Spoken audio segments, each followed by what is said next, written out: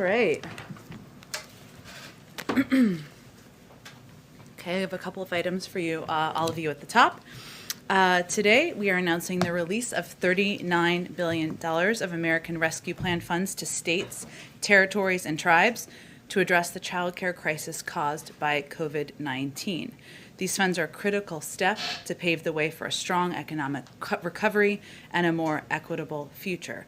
These funds will help early childhood educators and family child care providers keep their doors open and make sure every state has a strong child care system that provides families with what they need. Since the start of the pandemic, as we've talked about a bit in here, roughly 2 million women have left the workforce. That is disproportionately due to caregiving needs, and we are hopeful that this will help. As you know, later this afternoon, the President and Vice President will meet with key members of the Congressional Asian Pacific American Caucus.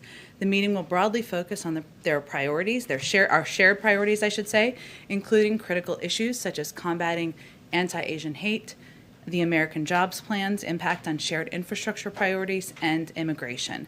Last night, we also announced the appointment of Erica Moritsugu as Deputy Assistant to the President, an Asian American and Pacific Islander Senior Liaison.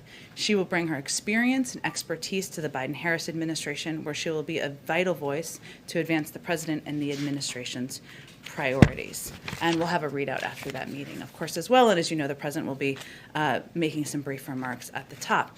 Also, an update on our COVID-19 vaccination progress. Today, we reported over 3.5 million COVID shots. Today, it was reported from yesterday, of course, but we had 3.5 million COVID shots yesterday. This is a new Thursday record, so certainly a good piece of good news. One more scheduling update.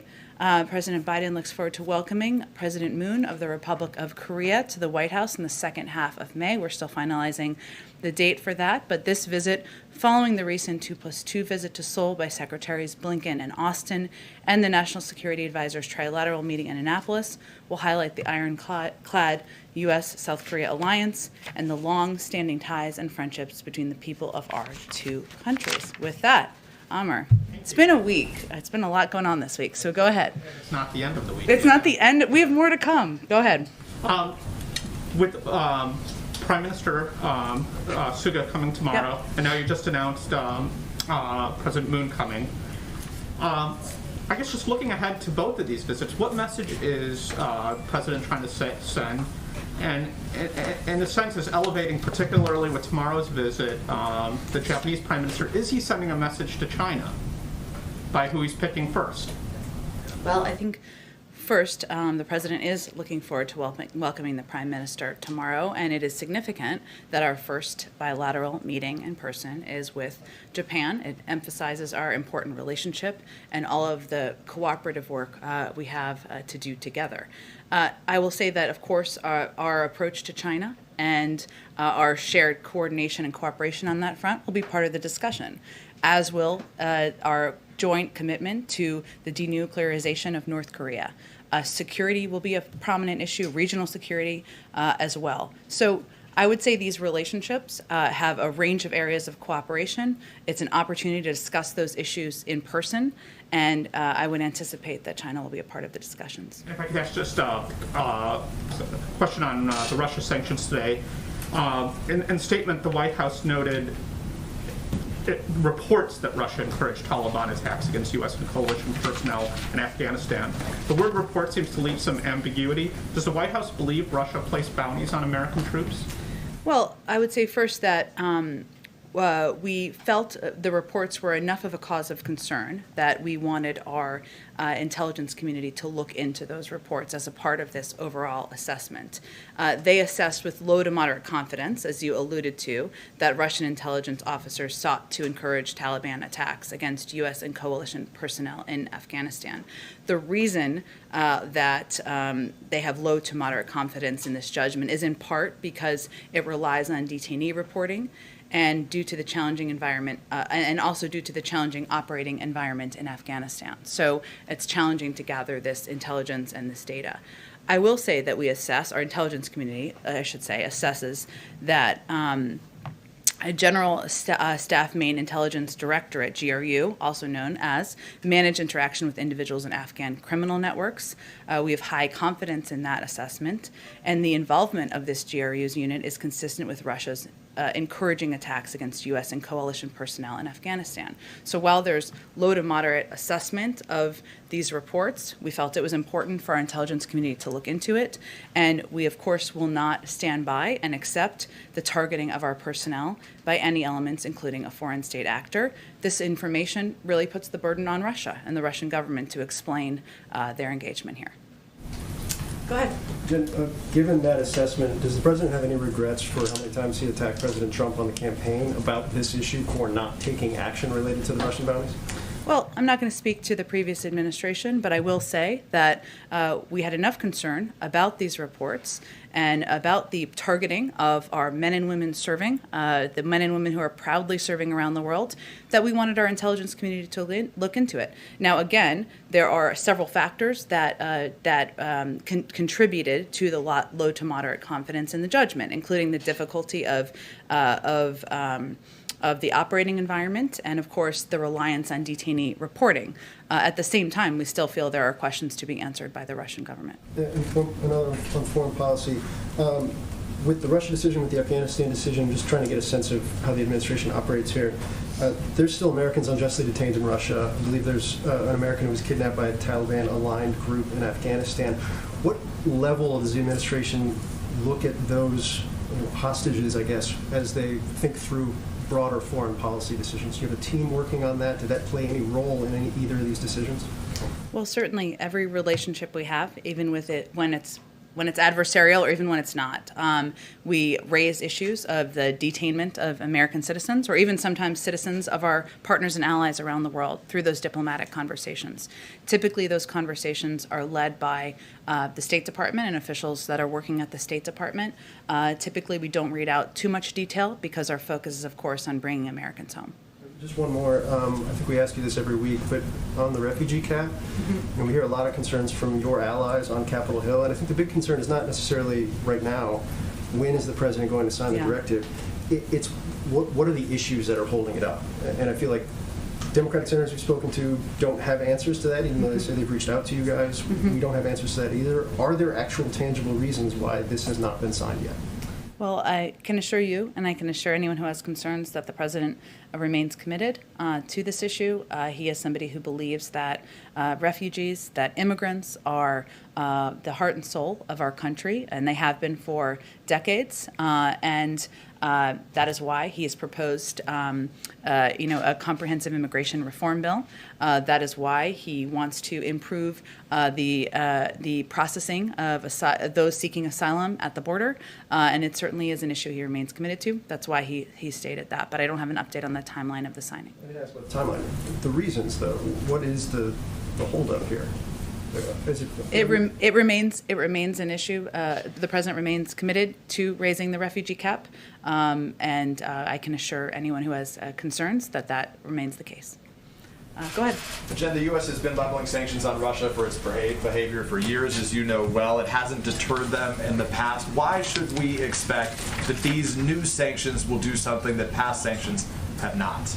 Well, first I would say, Peter, that our objective here is not to escalate. Our objective here is to impose costs for what we feel are unacceptable actions by the Russian government. Some of these are done in coordination with our European partners and allies in the past. And our view is that when there are actions that are taken that are unacceptable, that are not aligned with our interests, that we feel go beyond what should be acceptable from any country you have a relationship with, then there should be consequences. We can't predict what the impact will be, but we still believe that when there's unacceptable behavior, we should put consequences in place. Let me ask you about Afghanistan, if I can, quickly. The president's own CIA director, William Burns, yesterday warned that there is a, quote, in his words, significant risk that al-Qaeda and other terrorist groups could fill that vacuum that exists when the U.S. and its allies leave that region. I have the quote for you, but you saw the testimony as well as I did. Why not leave a small residual force behind and, knowing that he addressed this in some form, to support the intelligence community there to gather information? Why not leave a military force there to help protect them and their ability to collect intelligence? Well, first I will say that we believe we have the means to keep our eye on any terrorist threats or any sign of al-Qaeda's resurgence without having a persistent footprint on the ground. And the evaluation and the decision made by the president was that based on the recommendations, the advice from national security advisors, from his team across the administration, is that the threat against the homeland now emanating from Afghanistan can be kept to a level that can be addressed without that persistent footprint. Now, at the same time, because obviously our capacity and our capabilities have dramatically increased and improved over the last 20 years or even the 10 years.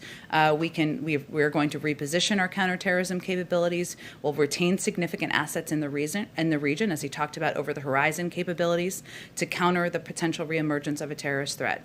That's our focus and how we'll approach any rising threat. I know we're going through a bunch of different topics on the vaccine, and J&J, obviously, the task force or the response team doesn't brief on Thursdays. The single shot, as you know, was particularly attractive to those populations that are harder to reach right now. What specifically is the White House doing now to redouble its efforts to improve equity or to attain equity in the distribution of these vaccines? Well, I would say that if we take a step back, which we sometimes like to do, our focus has been on ensuring that equity and addressing any issues related to confidence was central to our strategy. So we have had a robust strategy in place long before the announcement by the FDA a couple of days ago. We've also seen so far that by the number of shots that we were able to distribute yesterday, some data and polling that's been out there, that, and we'll have to see as time goes on, that we have not seen to date yet an impact on confidence in the vaccines writ large. But there are a number of steps that we've taken over the course of time that we feel will continue to pay dividends and be impactful because we are over-preparers here. One is the launching of the Community Corps, our program to get fact-based messages into the hands of local messengers. More than 6,000 organizations are participating in that effort. We also launched a $3 billion effort to providing to states and community-based organizations funding and support to strengthen vaccine confidence. And we also have public health officials who have been out on your airwaves across the board, communicating with local organizations to reassure and confirm that we have enough supply to meet the demand that is coming. The First Lady had a common medical procedure yesterday. An update on how she is doing? I think we put out a note yesterday that she returned to the White House and resumed her daily activities. So that She's still well. Good, thank you. Yes, absolutely. Go ahead, Kristen. Thanks, Jen. Does the President support the bill just introduced by the Chairman of the House Judiciary Committee to add 4 seats to the Supreme Court? Well, just last week, the President signed an executive order creating the Bipartisan Commission on the Supreme Court of the United States, a bipartisan group of over 30 constitutional and legal experts who are examining a range of questions about proposed potential reforms to the Supreme Court. And one of the issues they'll look at is, of course, the size of the court, but they'll also look at the court's role in the constitutional system, the length of service, the turnover of justices, and they're going to come back to the president with a report on what their discussions are and what their findings are. So he's going to wait for that to play out and wait to read that report. So, I mean, this isn't just coming from some obscure member of Congress. This is coming from the chairman of the House Judiciary Committee. So is the White House frustrated that Chairman Nadler perhaps didn't wait for this report from the commission that President Biden just called for last week? No, the president believes that it's important to take a look at a range of points of view, whether they are progressive or conservative, different sets of legal opinions. And he looks forward to assessing that himself. And I expect he will not have more to convey about any recommendations or views he'll have until he reads that report. But he certainly understands that members of Congress have a range of views, and they're going to propose legislation. He may or may not support it. So I just want to be clear here: the president does or does not think that this bill is premature? He believes that members of Congress have the right to put forward legislation on issues they support. His view is that he wants to hear from this commission that has a range of viewpoints. Okay, one more question. Senator Ed Markey, he just said this: we must expand the court and we must abolish the filibuster to do it. Is the White House comfortable with a Democratic senator explicitly linking those two ideas from the steps of the Supreme Court? The president believes that in freedom of speech and that members can come forward and share their points of views on a range of issues, including the future of the courts. He has his own view, and he looks forward to seeing the recommendations that comes out of his court commission. Okay, go ahead. I wanted to start with the Russia sanctions. Sure. The Kremlin's been kind of downplaying the actions today, noting that Americans still buy debt on the secondary market. There's also been some criticism from Republicans, including Senator Toomey, who noted that the Nord Stream 2 sanctions weren't part of this package. And so I was wondering if you could respond to both of those and maybe explain if this is a more modest package, then you could have perhaps pursued what the sort of strategic thinking behind that is. Well, one, we thought, broadly speaking, we felt this package was proportionate and appropriate for the response. But there were a number of steps, as you know, and you've all reported on, that we did to give ourselves maximum optionality, including the executive order that provides authority for relevant agencies to target any sector of the Russian economy and anyone determined to be a leader, official, or anyone who's played a role instrumentally in the government of the Russian Federation. So that gives us a great deal of flexibility moving forward, and we wanted to have that. We felt it was important. I will say that in terms of the impact, before we took this action, the United States only prohibited U.S. banks from new purchases of non-ruble denominated debt in the primary market. This means the vast majority, or over 80% of Russia's sovereign debt, the ruble denominated portion, was untouched by our sanctions regime. We have now made a move into this space. But again, we have maximum optionality moving forward.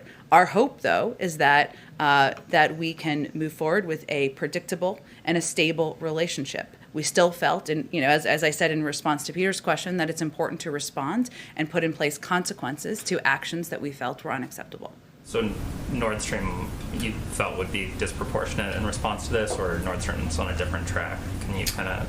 I don't have anything to predict about Nord Stream. Obviously, we feel that it's a bad deal, but these were the steps we felt were appropriate in response to these actions. And yesterday, you said the president would address the resettlement of translators and other Afghanis who had helped U.S. military forces in a speech.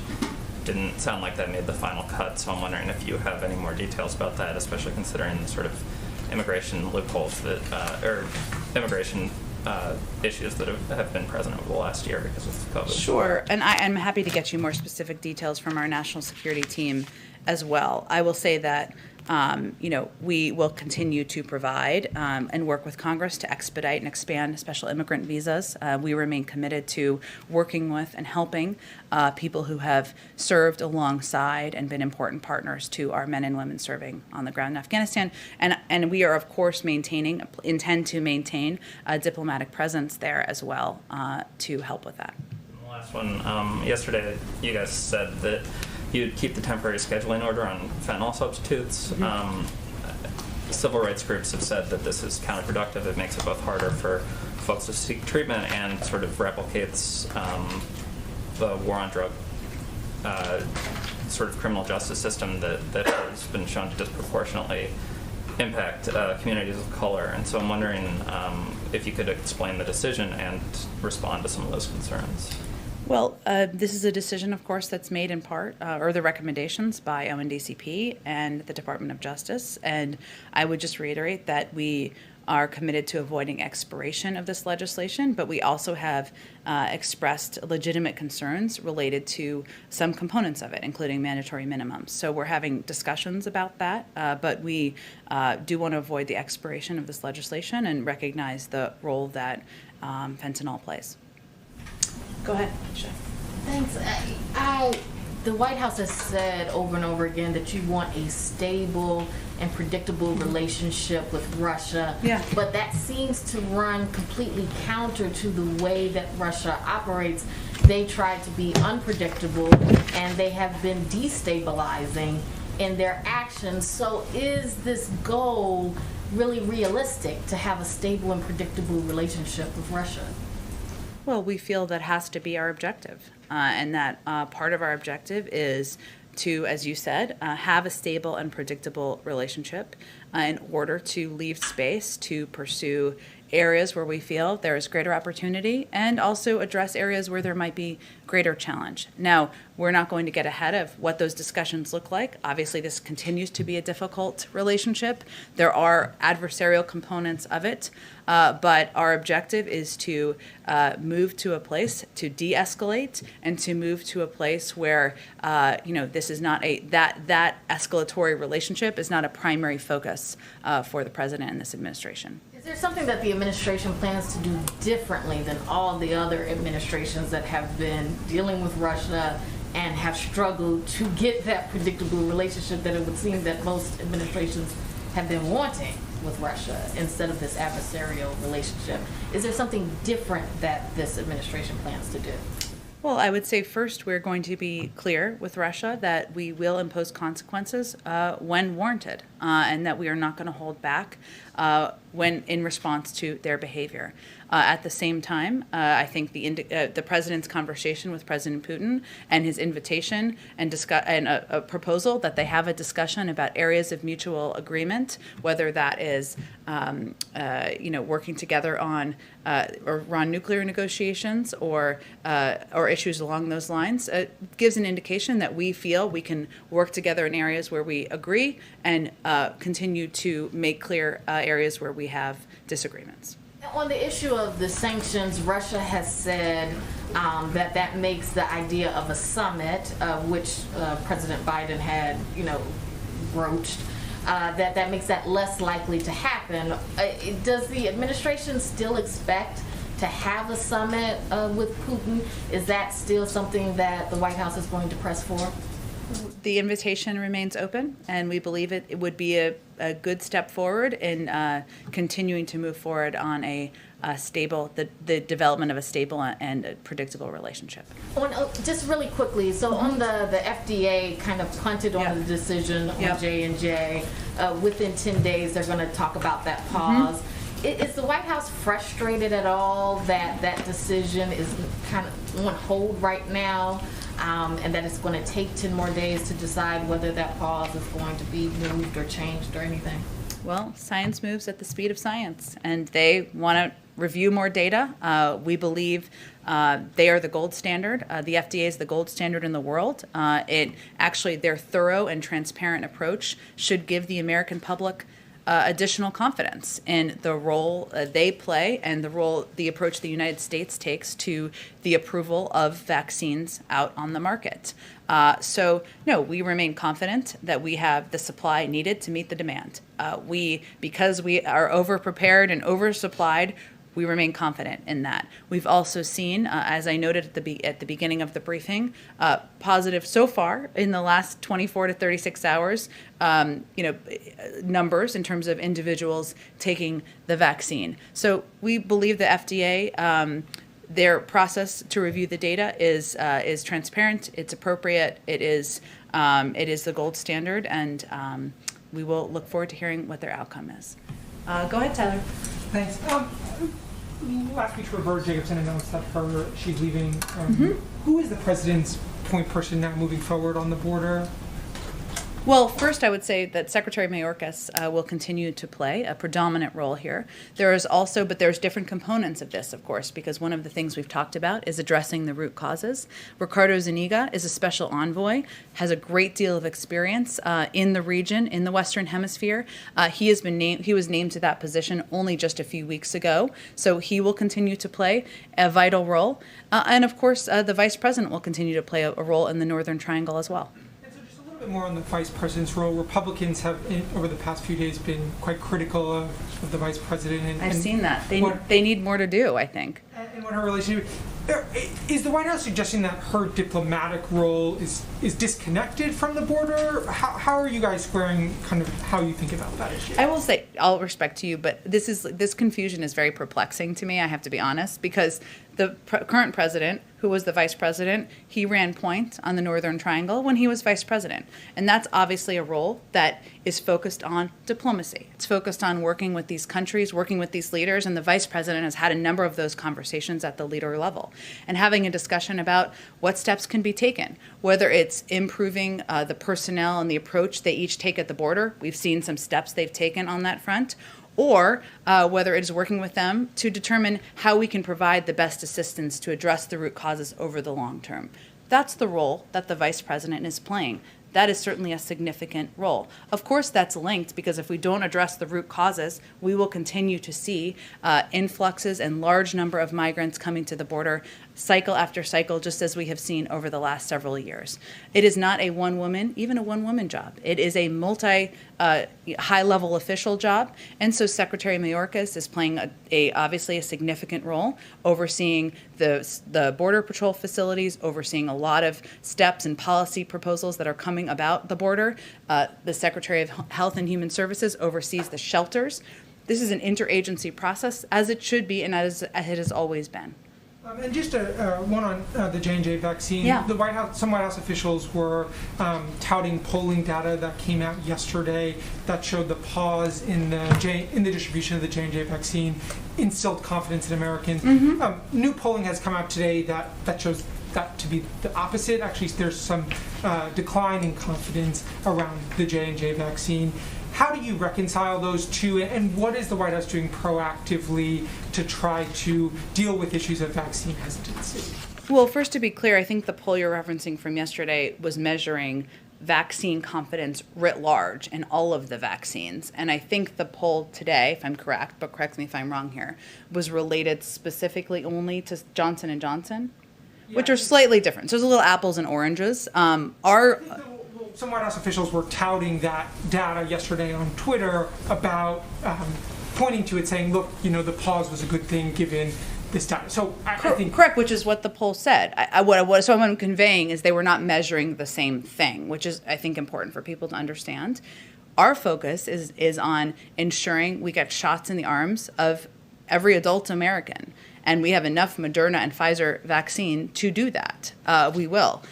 So we, of course, will see the FDA process will play its way out. And we are fortunate to have a massive effort underway to increase vaccine confidence long before the announcement by the FDA just a couple days ago, which we will continue to implement.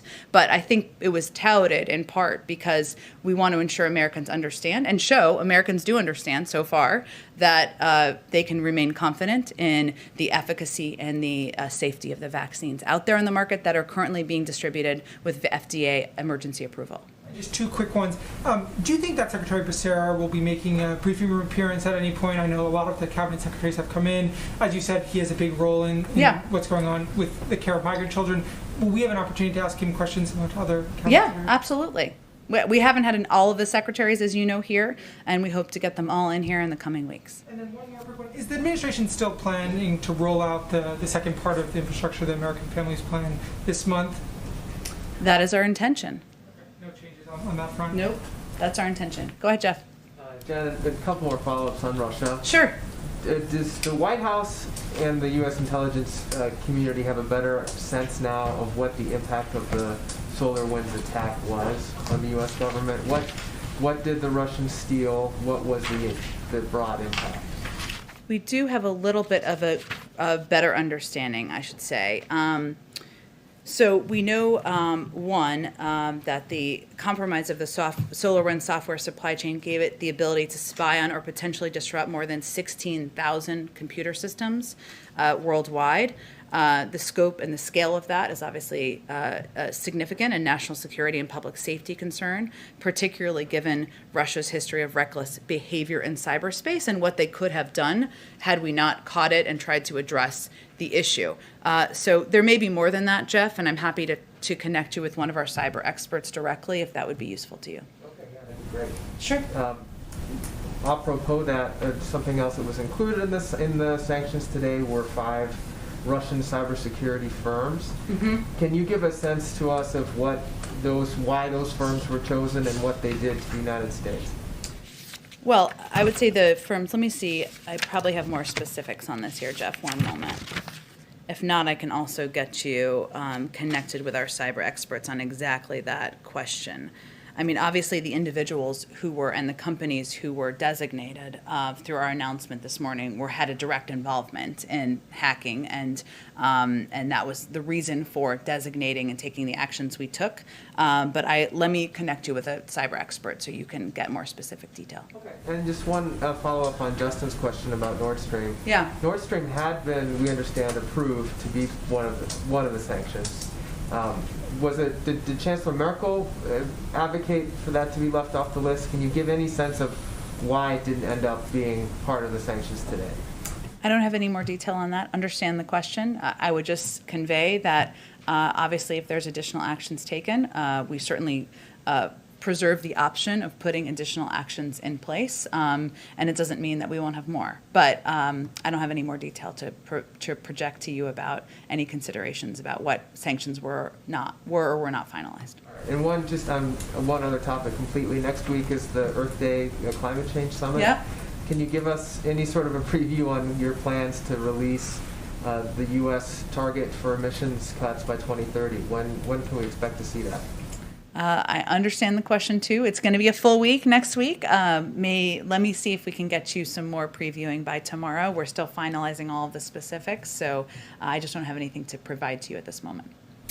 All right, go ahead. Hi, Laura. Hi, thanks. To follow up on a question Phil asked earlier, immigrant and refugee advocates say they can't recall a time when a presidential declaration took this long after first announcing to increase the refugee cap. So just ask again, I mean, what is the delay here? Again, I can just reiterate the president remains committed to raising the refugee cap, and obviously his commitment to ensuring that we are treating refugees, immigrants, people who come into our country with humanity is evident in most of his policies, but I don't have any more specifics for you. Okay. On the infrastructure bill, Speaker Pelosi says that she wants to get this all done by July 4th. So how much time is the White House willing to negotiate with Republicans before you start making big decisions about what to push through? Well, we'd like to see some progress and some forward movement by Memorial Day, and the president would love to have the package signed or passed, I should say, this summer. Is the White House encouraging the Senate to pass a traditional infrastructure bill through regular order with Republicans?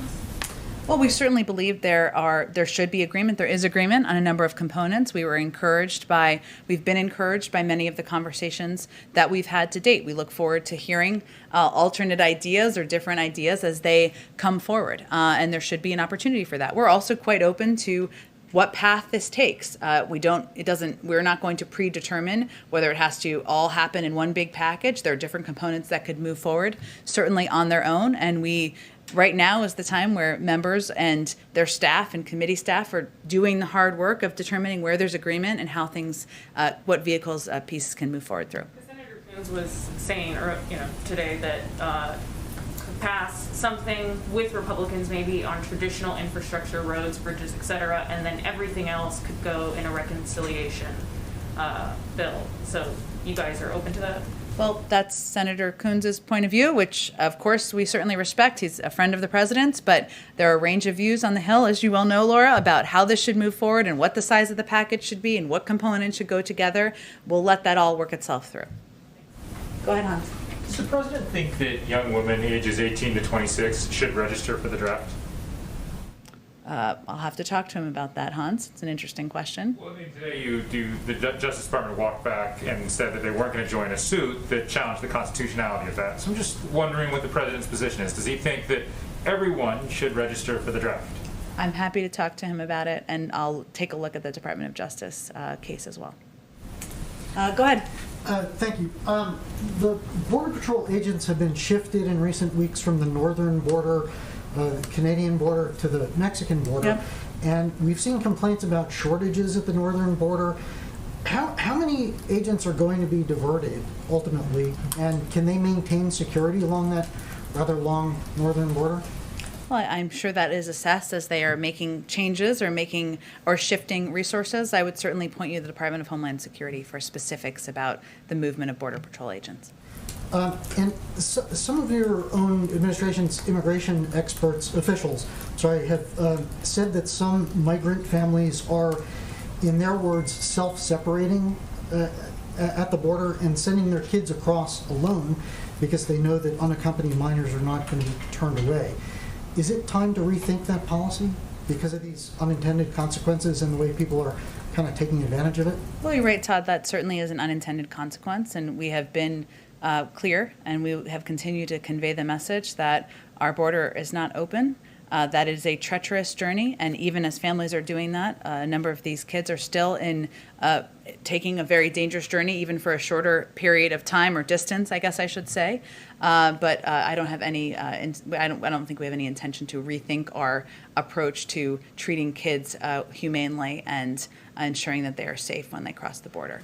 Can I ask a follow-up on the court packing bill? Sure. So the president is not ruling out the possibility of expanding the court, and he has started this process that could lead to those to recommendations to expand the number of seats on the Supreme Court, right? So I think that's getting a little bit ahead of the process. This is a commission that has officials who are many very progressive, many very conservative, have a range of viewpoints. They're going to look at a number of issues. The size of the court is one of the issues, but there are a number of other issues they'll look at. I'm sure the president will look forward to reviewing that report when it comes to his desk, and then I'm sure it will impact his thinking moving forward. But we don't know what that report will look like, and he obviously can then still make the decision about what he supports. But he hasn't taken the idea off the table, so isn't it a fair inference that he is open to the idea of expanding the size of the court? Well, he's spoken to the issue in the past. During the campaign, his position has not changed. However, he believes that it was important to look at a range of issues related to the court, given at times the politicization of the court, and that is what he has asked this commission to do. Go ahead. Thank you, Jen. Three quick questions. Sure. First one, I want to go back on Russia and the sanctions. Okay. Now that we know the details, can we just go back? Can you bring us back to the conversation the president had with President Putin? What was his reaction? How cold or warm was it as a conversation? President Putin's reaction? I would point you to the Russians to characterize that. People at the administration were on the call listening to his reaction. Yeah. How the two men talked to each other through translators, I Yeah. guess. Was it warm a little bit? Was it cold? I'm not going to characterize the tone. I will say that on that call, the president made clear that there would be consequences, that consequences would be coming. He also suggested that they meet in person and that he wanted to have a stable and predictable relationship. So the content, I think, can tell you a lot about the tone of the conversation. About President Moon's visit next Yeah. month. Can you tell us if the administration had made some more steps to start a dialogue with North Korea? And I guess it will be also part of the conversation with President Moon. There's been an ongoing review, of course, of the approach and the steps forward here. Of course, our objective is a denuclearized North Korea. That remains our focus, but I don't have anything more about the review to read out. It's an important part of our objective is to take our approach and approach the denuclearization of the North Korean peninsula in close coordination with our partners and allies in the region, and certainly South Korea and Japan are two of our important partners in the region. And last question, my Canadian one of the day. Okay. Knowing that communities on both sides of the borders are suffering from the closing of the borders, and the fact that now the vaccination has been going well on this side of the border, have conversations started with the Trudeau government about loosening the restrictions? Well, we would obviously conversations, and that is raised, as you know, by foreign governments, including Canada, certainly for the reasons that you outlined. But we are going to base any decision on the guidance and the recommendations of our health and medical experts. And there's been no change that I'm aware of at this point. Go ahead. Hi, Jen. Thanks. I wanted to go back to the infrastructure plan, Sure. and specifically the tax portion. Okay. What parts of that is the president flexible on? Are there parts of it that he would be open to negotiating about? You mean in terms of the pay-fors? Well, the president is quite open to alternate proposals to paying for his package. His most important focus here, or his line in the sand, is the vital imperative of investing in infrastructure and modernizing our infrastructure, creating jobs for the American people. He believes that should be paid for. He's proposed a way to do that. If others have alternatives to that, he's quite open to a range of options. And one on climate, I know the summit is next week. Yep. And going back to one of the early executive orders that the president signed on climate change, there was a line in there about creating a green procurement plan for the federal government where agencies would consider climate in their spending decisions. He set a deadline for the end of April on that. Do you know what the status is and when we would expect to see it? I expect for those of you who are excited about climate, we will have a lot more to say next week. And I will see, as I promised to Jeff, if there's anything we can preview by tomorrow. But it will be a busy week or two on the climate front, but I'm just not going to get ahead of any announcements. Thank you. Sure, go ahead. Thanks, Jen. A few in the economic lane. We are being told that congressional Republicans are looking toward a counter offer on infrastructure with the top line number being in the area of $650 billion. And I'm wondering what the White House's response to that would be. Well, we would welcome any good faith engagement on finding common ground on infrastructure in this proposal. We haven't received, just to confirm, any concrete counteroffer so far, at least as of my coming out here to see all of you. So we're not going to speculate about hypotheticals. But from the outset, the president has said that he wants us to be a collaborative process, and he wants input from lawmakers on both sides of the aisle on how we can improve the jobs plan. And certainly he looks forward to hearing what their proposals might be. You know, he has some fundamental, and this kind of goes in response to an earlier question, he has some fundamental core elements that are important to him. Money to update our infrastructure, investments in long-term growth, investments in the American people, in their workplaces, in their education and communities. So we'll see what this proposal looks like. There's a big push here in Washington to eliminate, as you know, the SALT cap. And I'm just hoping you can sort of clarify the position from the White House. Do you believe that eliminating the SALT cap is good policy that just needs to be paid for somehow, or do you believe it's not good policy? Well, the president didn't put it in his proposal, but I will say that we understand there are a number of members who feel strongly about the elimination of the SALT cap, and we are happy to hear from them. As you also know, just with our little calculators out, it is not a revenue raiser, and so it would add cost, and it's potentially significantly to a package. There'd have to be a discussion about how that would be paid for, what would be taken out instead, and then there's sort of a discussion of what's most important to achieving our overarching objectives. And I want to ask you one in a different space, and that is cryptocurrency. In the news the last many weeks, and certainly the last few days here, $2 trillion market cap, big growing space. We've heard from Janet Yellen, her thoughts. We've heard from Jay Powell, his thoughts. We've heard from Gary Gensler, his thoughts. And to the best of my knowledge, I don't believe we've heard President Biden, his thoughts on cryptocurrency. So can you give us some sort of insight? What is the president's thinking on it? I would suggest that Secretary Yellen, who is our of course, Treasury Secretary, is the appropriate person to speak to it. I don't think the president has a disagreement with her on this particular issue, or most. So if he doesn't have a disagreement, does he think that there needs to be some form of regulation at some point? We would defer to her and her comments and views on cryptocurrency in the market. Oh, go ahead. I just wanted to follow on your answer on North Korea. Sure. This is a very semantic question, okay. but you said that the U.S. is seeking the denuclearization of North Korea, and then later you said the North Korean peninsula, and that sort of betrays North Korea. The thrust of my question, which is the policy was long denuclearization of the entire Korean peninsula. And so I'm wondering if you could explain why that's sort of shifted in the administration, and if you no longer see denuclearization of South Korea as part of this long-term negotiation. Well, I would say that it's just an indication that we understand that the denuclearization. I mean, I wouldn't overthink this, to be honest, but because we sometimes say one, we sometimes say the other.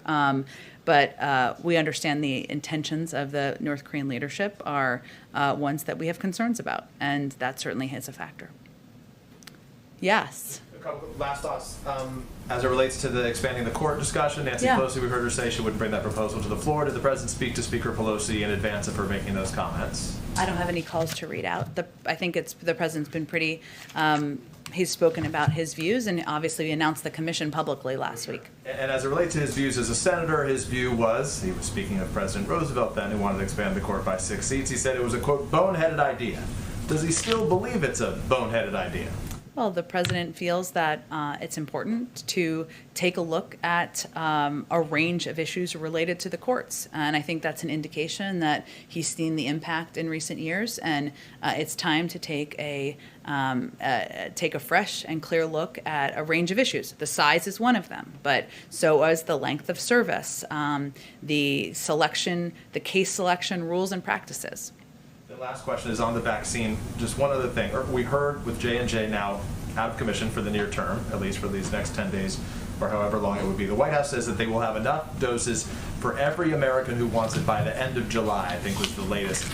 Not just for everyone who wants it, but to be able to give it to them for everybody who wants it by the end of July. Mm-hmm. My question is, that requires a calculation by the White House about how many Americans they believe do not want it. So the question is, how many Americans, by your judgment, by the White House's judgment, are you assessing do not want to take a vaccine?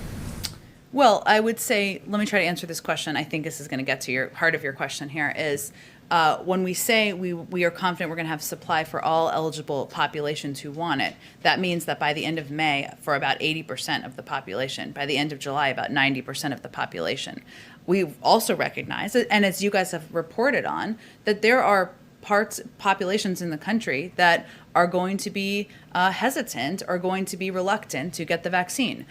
We have a massive campaign to communicate about the efficacy, the safety through a range of trusted messengers. And so we are working to rebuild that confidence as well. But we're talking about what we think the demand will look like. So to be clear, in terms of the demand, is there a figure, though, to have this assessment? There is an expectation that you guys believe there will be some Americans who won't.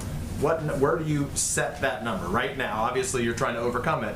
Right now, what is your belief in terms of how many tens of millions of Americans it is that will say no? I don't have an assessment. I mean, there's no playbook for this, right? So what I'm conveying to you is that when we say we will have enough 80% of the adult population by the end of May, we think that will meet the demand, right? But we assess day by day, week by week, what progress we're making on addressing any issues with confidence. Because by the end of May, I think by my calculation, having read on this, it's 220 million total available doses, I think, that would, or 220 million Americans who could have been get their shots by then. That means that there's an additional number of Americans above that who wouldn't, but you guys don't have a specific number that you're circling right now. I don't have any number to share with all of you. Thanks. Okay. Oh, go ahead. Did you have one last question? I wanted to ask about the Supreme Court commission that you've been talking about during the briefing. Will that commission at all study lower court reform? It is looking at 5 issues. It's primarily focused on the Supreme Court. It's a presidential commission on the Supreme Court of the United States, so it'll primarily be looking at the court's role in the constitutional system, the length of service, the turnover of justices on the court, the membership and size of the court's case selection rules and practices, but the Supreme Court will be the focus. So no lower court at this point? That's what the focus of that commission is. Okay, thanks everyone. Share participants for the 2 o'clock when you get a chance. Oh, sure.